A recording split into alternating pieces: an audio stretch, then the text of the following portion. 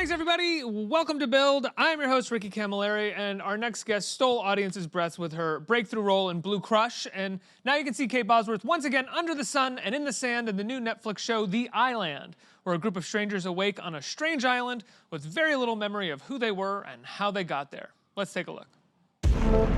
That's the big question here for all of us. Nature versus nurture. Can we change a person's circumstances and by doing so change a person?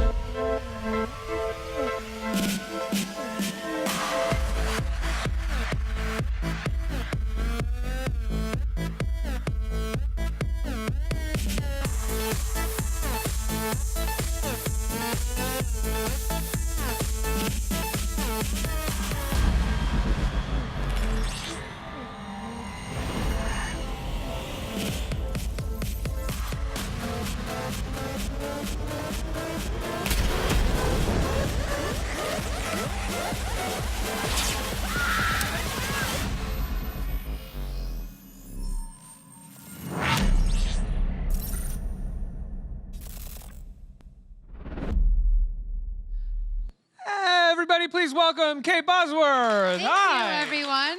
Thank you. Thank How you for are having you? me. I'm yeah, good. Of course. Thank you so much for being here. Congratulations on the, I want to say show, but it's as of right now, it's a mini series, right? Yes, it's a limited series for the moment. Although I would always be happy for it to be opened up, and without giving too much away, it's left in a way that it could be.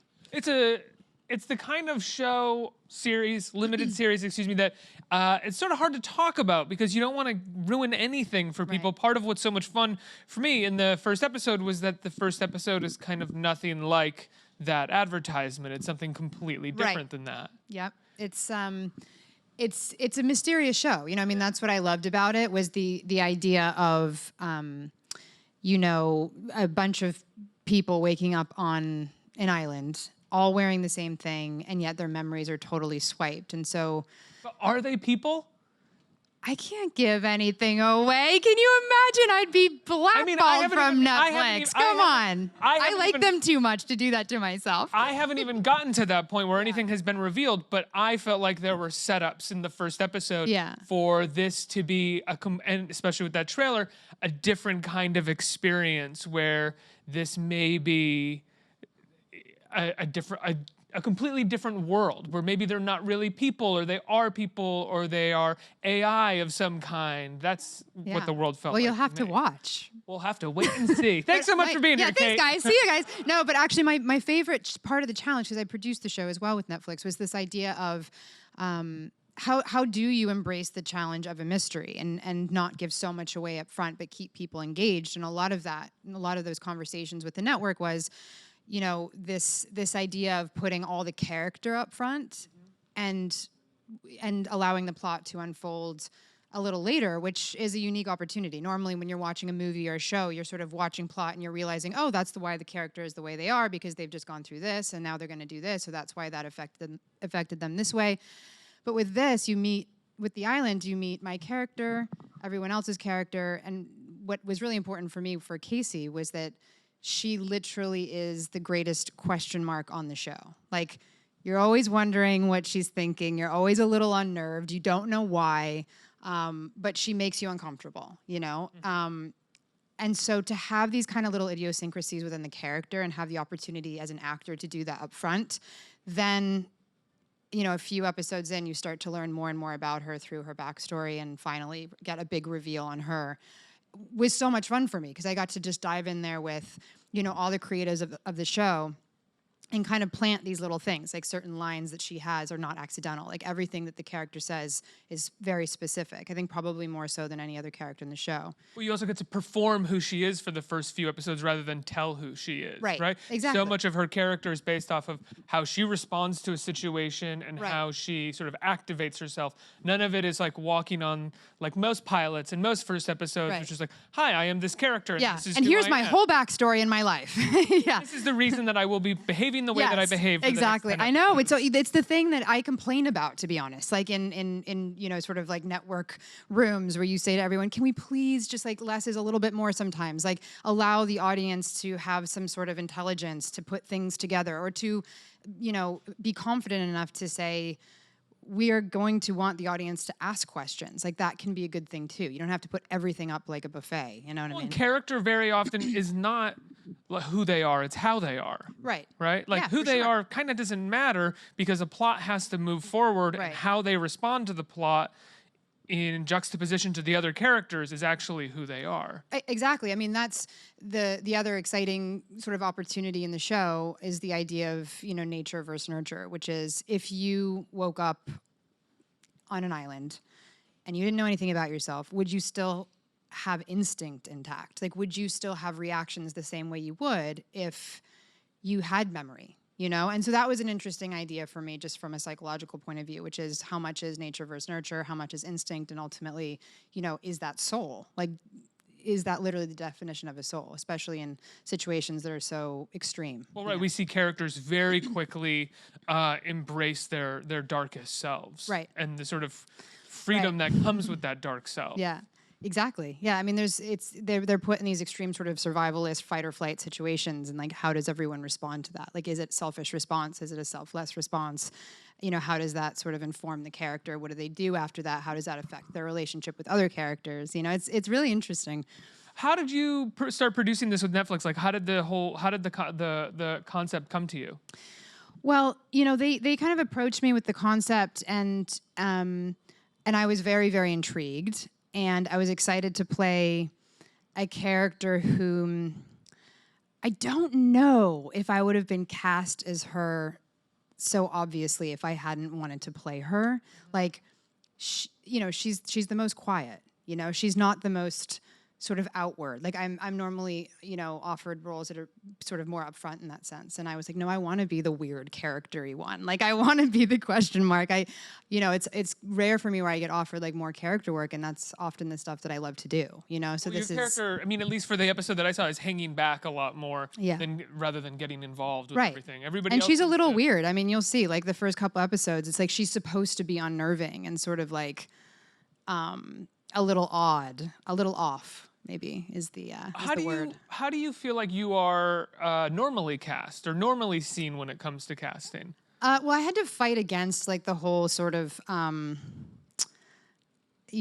of typical stereotype of like a blonde girl, like straight off the bat. I moved to LA when I was 18, had graduated high school, deferred from college, and had done a few bit parts. I had my first movie was The Horse Whisperer, and then I did a movie called Remember the Titans, and then I did a little limited series called Young American. So just a little few things here and there throughout high school, but I was just a normal kid. Like I was not, this sort of aspiring like Hollywood actress type. I was just like a normal kid who rode horses, like went to high school, had the same sort of like crazy experience that everyone in this room had, I'm sure. Lived in LA, right? Like you grew up in LA? I actually grew up in the South Shore of Boston. Oh, wow. I was born in LA, Oh, okay. and then we moved when I was really young, sort of bopped around. But ultimately, I ended up going to high school in the South Shore of Boston, which was like a really normal little town, like super sleepy, really, really sweet.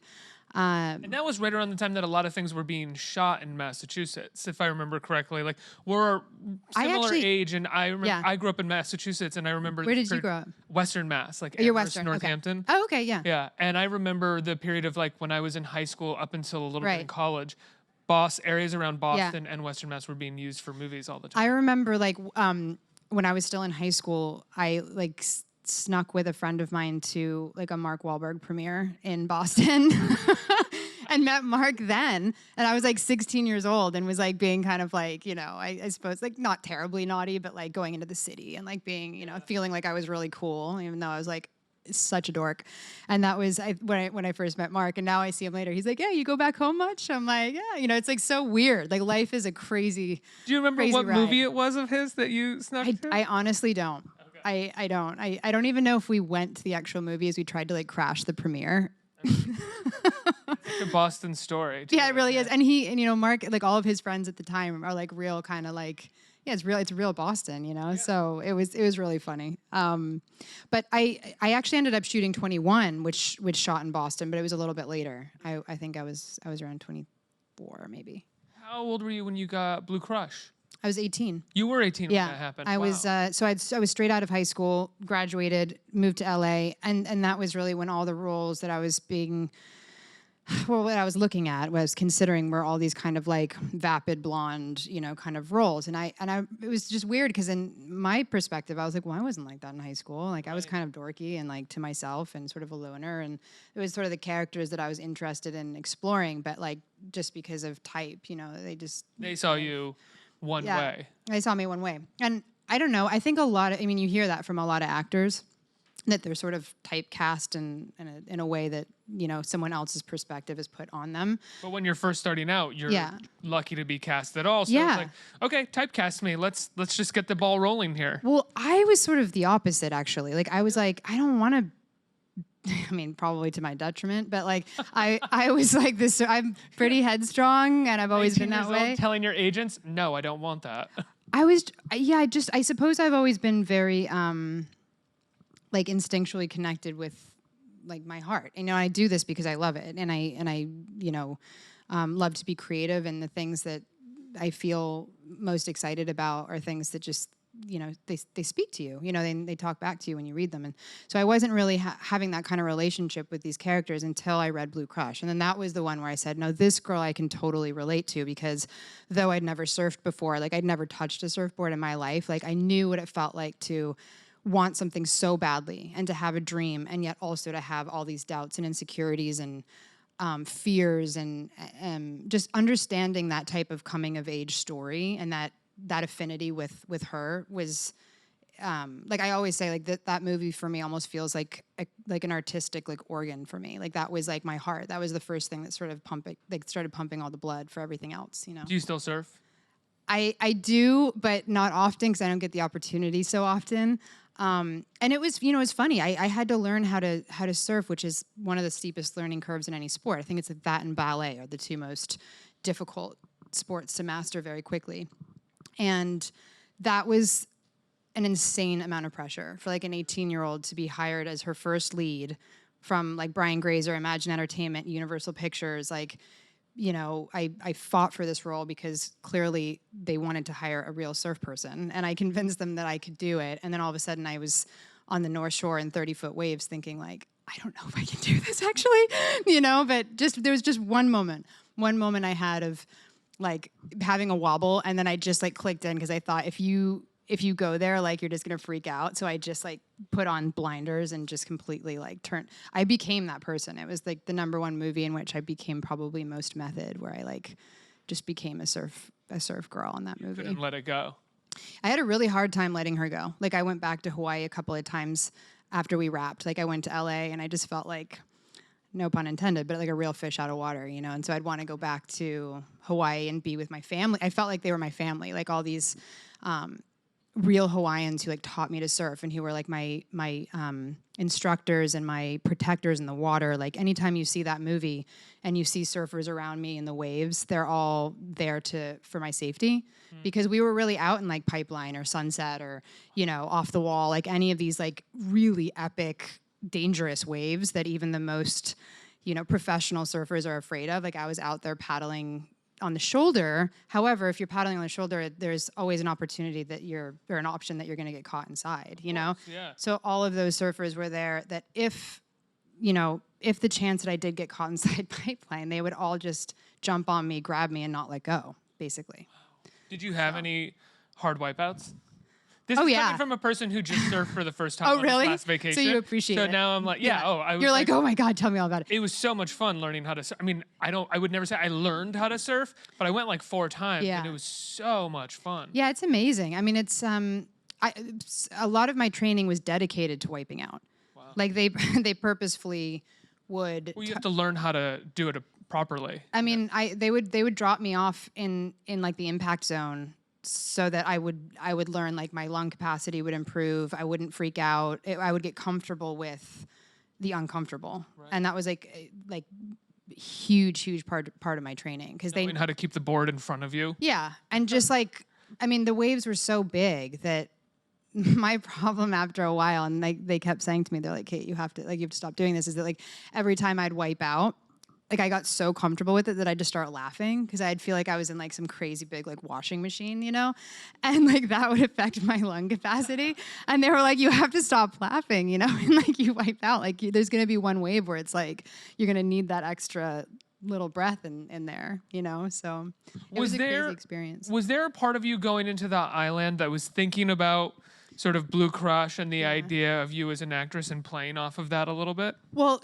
you can't help just from the environmental, you know, sort of circumstances that the last time I was on like an island shooting was Blue Crush. What island did you shoot the island on? The island was shot on the island of Dominican Republic. Okay. Yeah.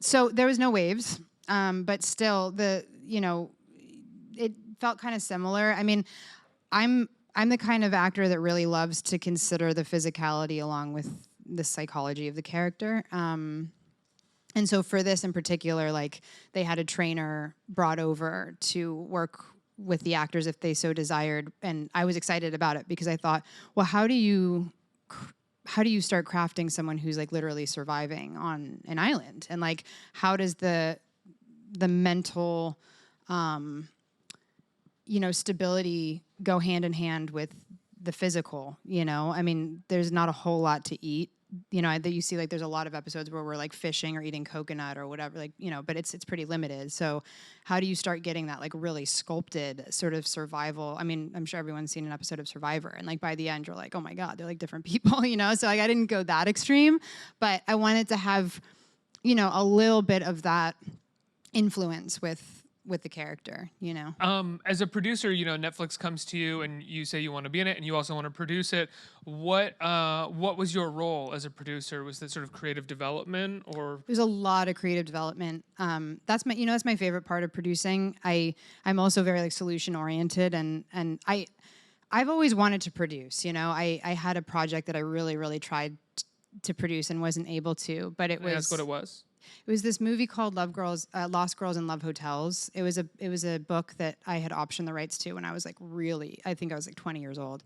But you know, it was a time where, you know, to be again like a young blonde 20-year-old wanting like I bought the rights to this book and I want to make this into a movie like wasn't something that people took like terribly seriously, you know.